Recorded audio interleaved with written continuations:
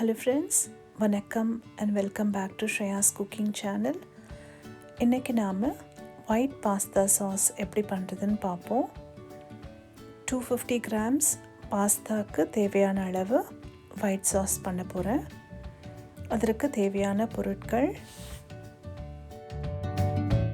பால் 2 cups எடுத்துருக்கேன். இது நல்லாவே சூடா இருக்கணும். கோதுமை மாவு 2 டேபிள் ஸ்பூன்ஸ். உங்களுக்கு மைதா வேணும்னாலும் யூஸ் பண்ணிக்கலாம். Butter 2 table spoons. அரை டீஸ்பூன் மிளகுத்தூள், அரை டீஸ்பூன் உப்பு. பேன் ஹீட் ஆன பிறகு பட்டர் ஆட் பண்ணி மெல்ட் பண்ணணும். இது பர்ன் ஆகாமல் இருக்க லோ ஃப்ளேமில் வச்சு பண்ணணும். பட்டர் மெல்ட் ஆன பிறகு கோதுமை மாவு சேர்த்து நல்லா மிக்ஸ் பண்ணணும். இது கொஞ்சம் லிக்விடாக இருக்கும்போதே பால் ஆட் பண்ணிக்கலாம். பால் ஆட் பண்ண பிறகு நல்லா மிக்ஸ் பண்ணிகிட்டே இருக்கணும்.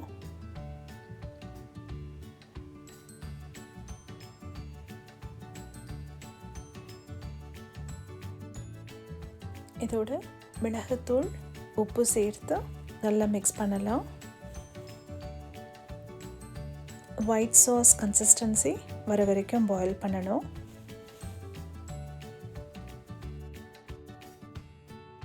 இது பார்க்கும்போது உங்களுக்கு தெரியும் அது ஒயிட் சாஸ் கன்சிஸ்டன்சி எப்படி இருக்குன்னு.